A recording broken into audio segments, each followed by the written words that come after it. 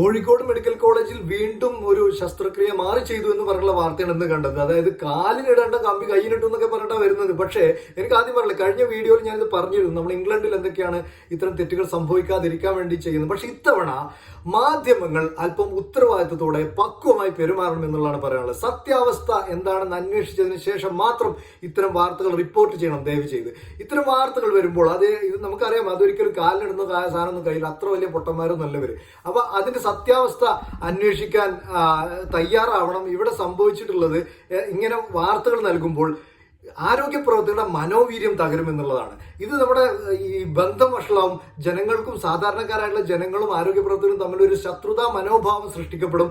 ഇത് അൾട്ടിമേറ്റ്ലി സാധാരണക്കാരെ ഇത് ബാധിക്കുക. ഇത് നമ്മുടെ ക്വാളിറ്റിയാണ് കോംപ്രമൈസ് ചെയ്യുന്നത്. ജനങ്ങൾക്ക് കിട്ടേണ്ട ചികിത്സ അല്ലെങ്കിൽ കിട്ടേണ്ട സേവനത്തിന്റെ ഗുണമേന്മ കുറയും. അതുകൊണ്ട് മാധ്യമങ്ങൾ ഒരല്പം ഉത്തരവാദിത്തത്തോടെ പെരുമാറണം.